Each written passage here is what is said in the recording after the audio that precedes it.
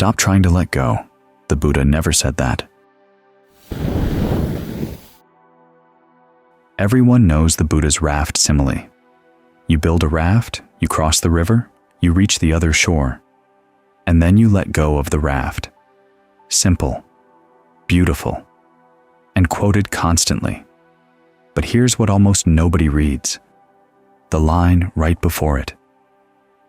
The one where the Buddha says you must cross that river, making an effort with your hands and feet. He repeats it twice. MN22. And the simile right before the raft? It's about a man who grabs a water snake by the body instead of pinning its head. The snake turns and bites him. He dies. The Buddha's point, if you grab the teaching wrong, it kills you.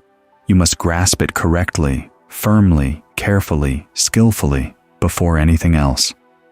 MN22.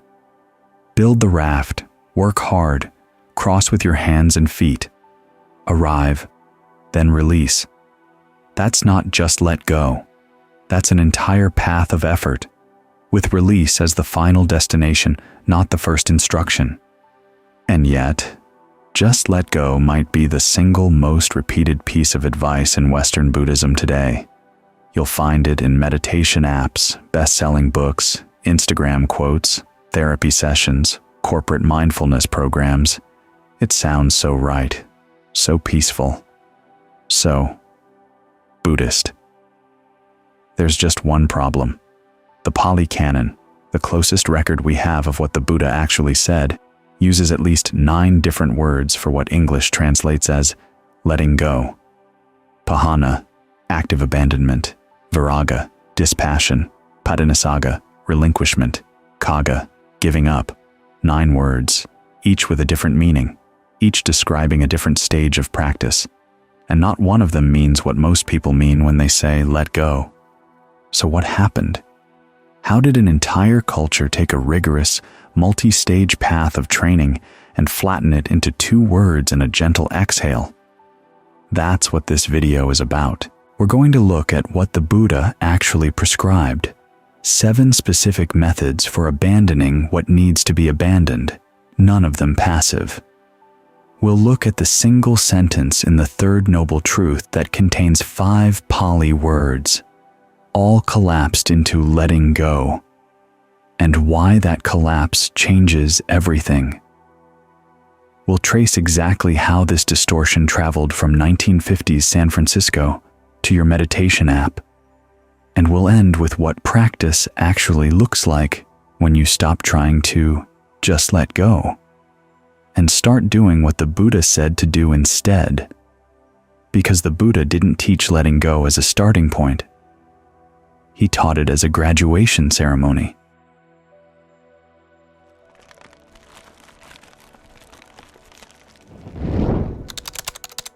What the Buddha actually taught. The raft. Nobody reads properly.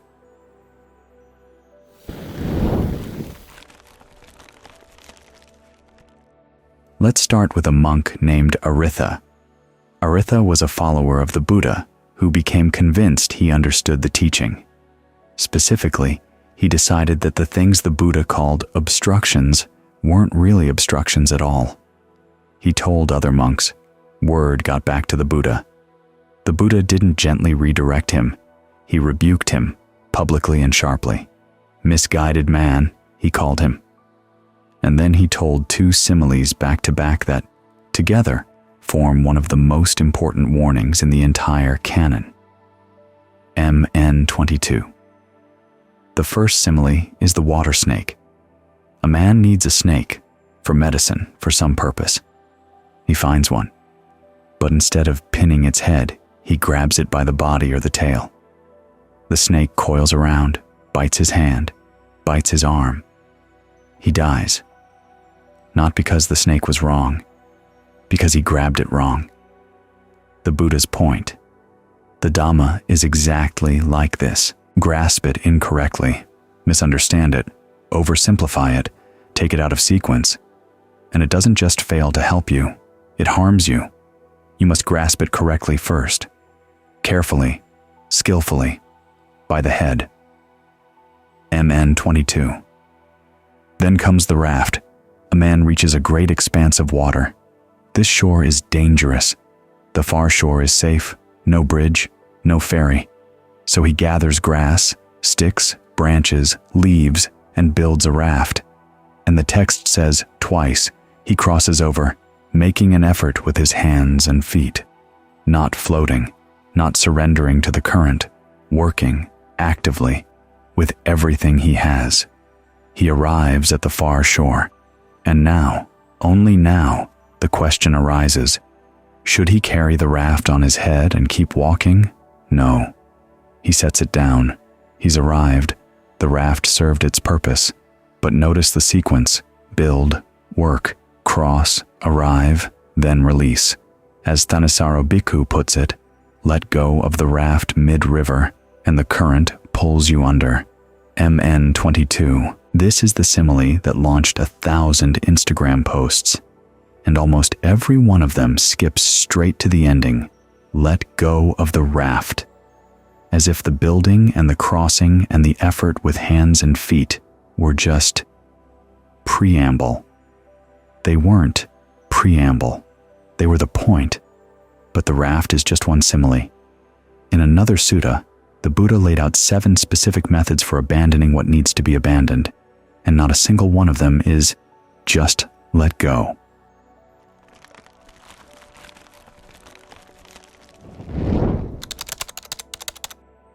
Seven methods. 0 passive.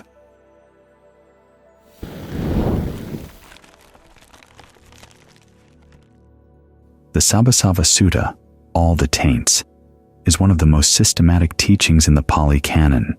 In it, the Buddha doesn't talk about letting go.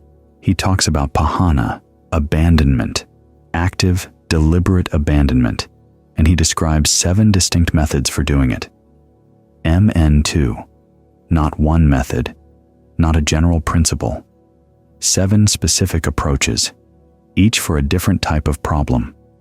Let me show you 4 of them. The first is abandonment by seeing. It means attending wisely to the 4 noble truths, understanding the nature of suffering, its origin, its cessation, and the path. This is knowledge, investigation, looking directly at what's there and comprehending it, not releasing it, seeing it. MN2. The second is abandonment by restraining, actively guarding the 6 sense doors. When the eye sees a form, when the ear hears a sound, you don't just let the reaction go. You restrain, you guard. You choose deliberately not to pursue the features and details that would give rise to unwholesome states. That's effort. That's discipline.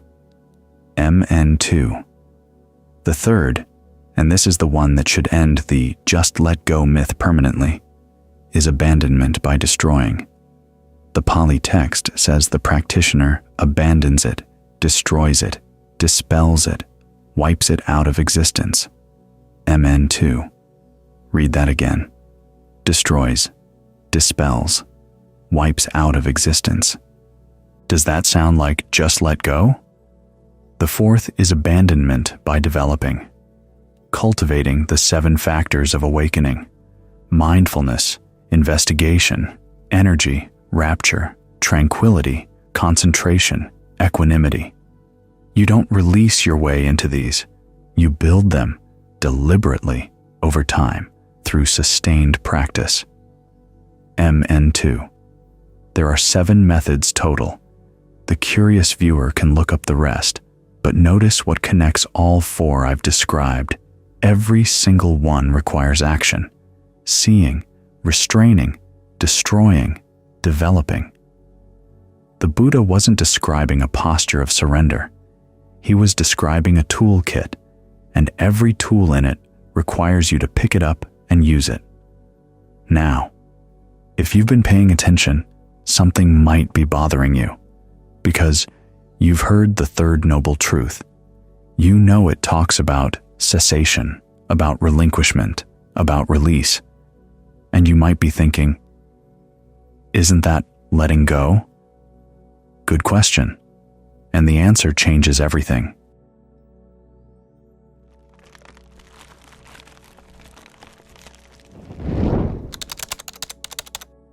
the sentence that changed everything.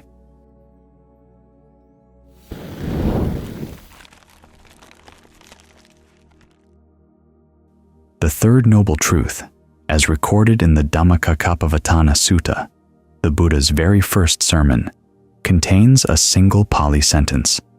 In English, it's usually rendered as something like, "The cessation of suffering comes through letting go." But in Pali, that one sentence contains 5 distinct words: viraga, dispassion; nirodha, cessation; kagga, giving up; patinassaga, relinquishment; analayo, non-clinging. SN 56.11.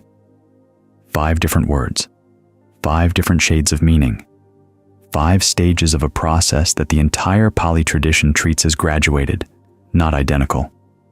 English took all 5, stacked them together, and printed letting go. But here's the deeper problem, and this is the part almost no one talks about. The third noble truth is a description. It describes a result to be realized. Suffering ceases through dispassion, through cessation, through relinquishment. The fourth noble truth is the instruction. It says, develop the noble eightfold path, comprehend suffering, abandon its origin, realize cessation, and develop the path. 4 truths, 4 duties. Each truth has its own task, and the task of the third truth is not do this, it's realize this. You don't perform cessation, you arrive at it through the work described in the fourth truth. SN 56.11. Just let go takes the third truth, a destination, and presents it as if it were the fourth truth, a practice. It's like reading Paris on a signpost and believing you've been given a map. And then there's the paradox that makes all of this even stranger. In the Bhikkhun Sutta, the Buddha says something remarkable. This body comes into being through craving, and yet it is by relying on craving that craving is to be abandoned. AN 4.159. Sit with that for a moment. The very thing you need to overcome, craving, desire, wanting, is also the fuel that powers the practice of overcoming it.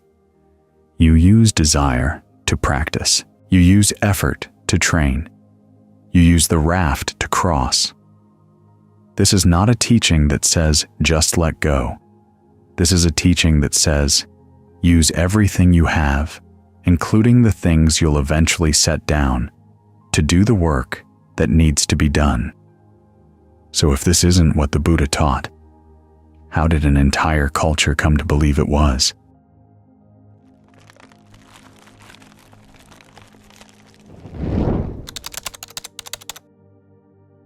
How we got here.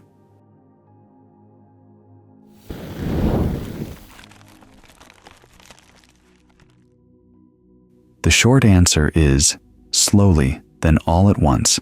In the 1950s, Buddhism arrived in mainstream American culture through a very specific door. Writers like Alan Watts and D.T. Suzuki presented Zen and Buddhism more broadly as a kind of radical freedom, a dropping away of convention, a release from the striving, achieving, accumulating mindset of post-war America. And that framing resonated deeply with the Beat generation, the counterculture, the entire dropout ethos of the era. There was beauty in this. There was also distortion, because what arrived in the West wasn't the full training system, the ethics, the concentration, the graduated path. What arrived was the conclusion, the release, the letting go, the dropping away, stripped from the scaffolding that was supposed to hold it up.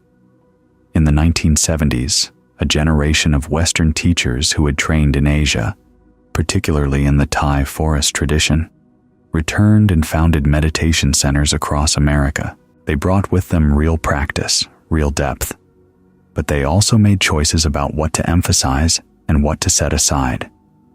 Monastic discipline, cosmological framework, the heavy lifting of concentration practice. Much of this was quietly moved to the background. What stayed front and center was what felt most accessible: mindfulness, awareness, and letting go. Then, in 1979, something happened that changed everything. Jon Kabat-Zinn created mindfulness-based stress reduction, MBSR, at the University of Massachusetts. It was rigorous, it was evidence-based, and it worked. But in the process, letting go became one of 7 foundational attitudes of mindfulness practice, presented as a self-contained principle entirely outside the Buddhist framework that gave it meaning. From there, the dominoes fell fast.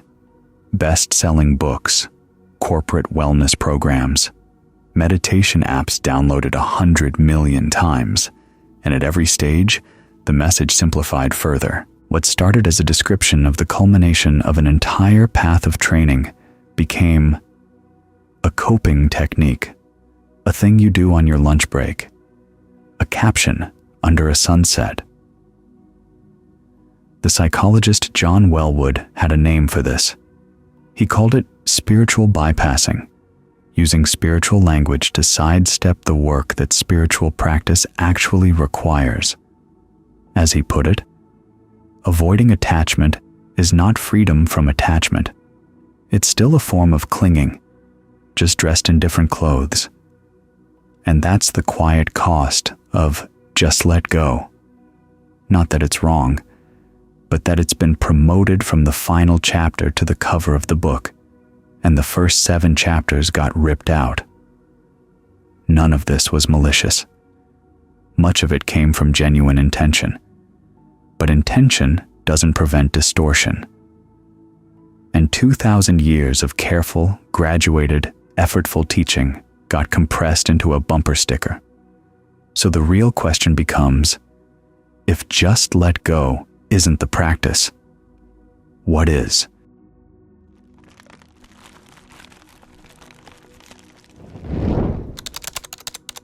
The real practice, right effort, is the actual instruction.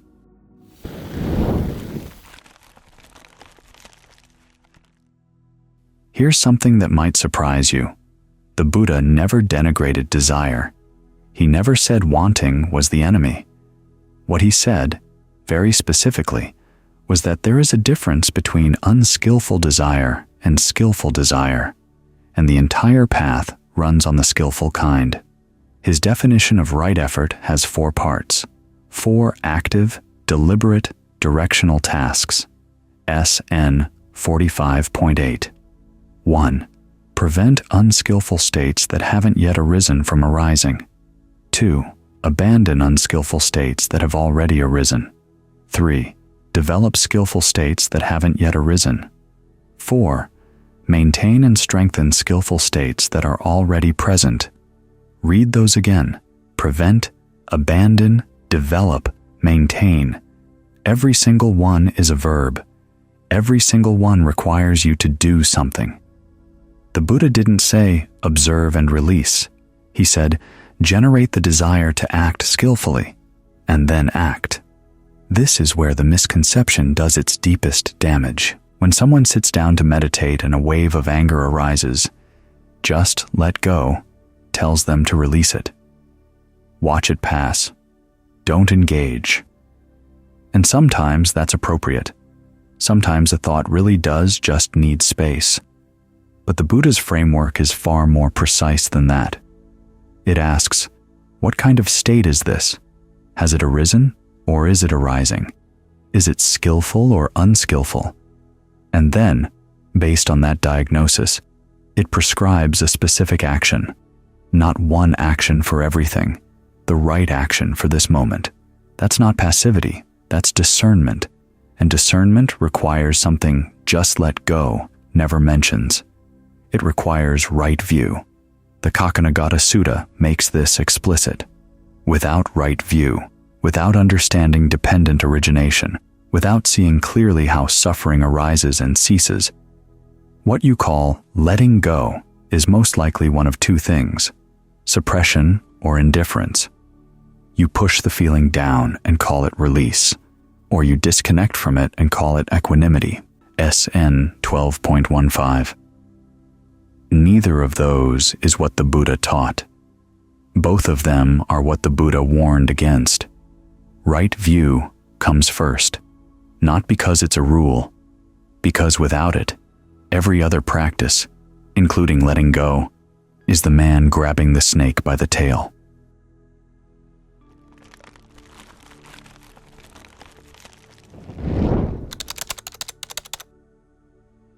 The graduated path.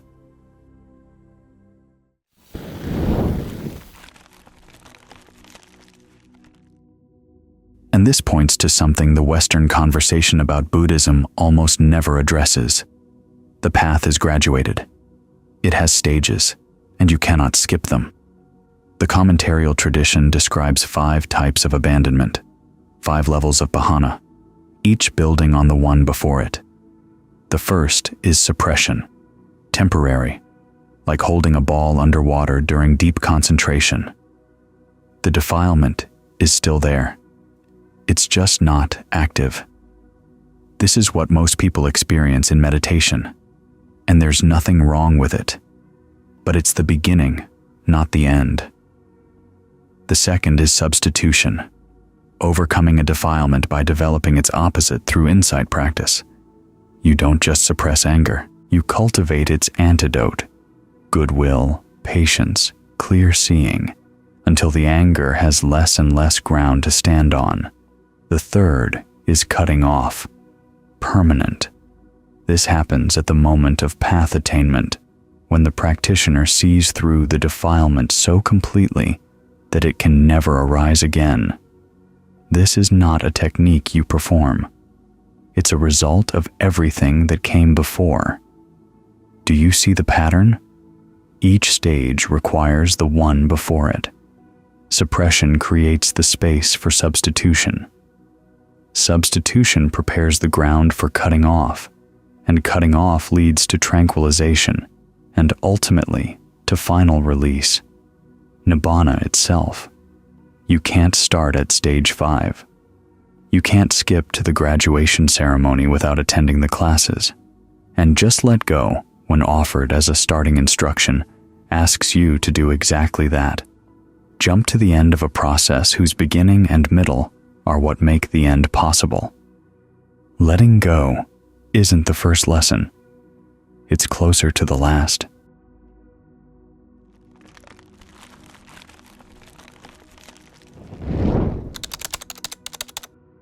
Reframe plus close.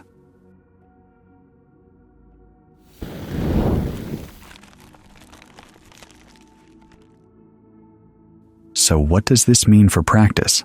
What do you actually do differently? Here's a simple reframe. Next time you sit down to meditate and a difficult thought arises, grief, craving, restlessness, fear, instead of telling yourself, let it go, try something closer to what the Buddha prescribed. Ask, what is this? Not as a philosophical question, as a practical one. What kind of mental state is this? Is it skillful or unskillful? What's feeding it? What would starve it? Then act. If it needs restraining, restrain it. If it needs to be seen clearly, look at it. If it needs an antidote, develop that antidote. If it needs to be endured, endure it. With patience, without drama, without pretending it's not there. That's not less compassionate than just let go. It's more compassionate, because it takes your experience seriously. It meets the difficulty where it actually is, not where you wish it were. The Buddha built one of the most detailed, most practical, most psychologically sophisticated systems of mental training in human history. 7 methods of abandonment, 9 words for release, 5 graduated stages of letting go, 4 duties, 1 for each noble truth, an 8-fold path that requires every part of you, your attention, your effort, your ethics, your understanding. He did not build all of that so you could skip to the last page and whisper, "Let go." He built it so that when you finally do let go, and you will, you'll know exactly what you're setting down and exactly what you've crossed to reach that shore. Remember the raft. Build it. Gather the sticks and the branches and the leaves. Step into the water. Make an effort with your hands and feet. And when you arrive, you won't need anyone to tell you to set it down.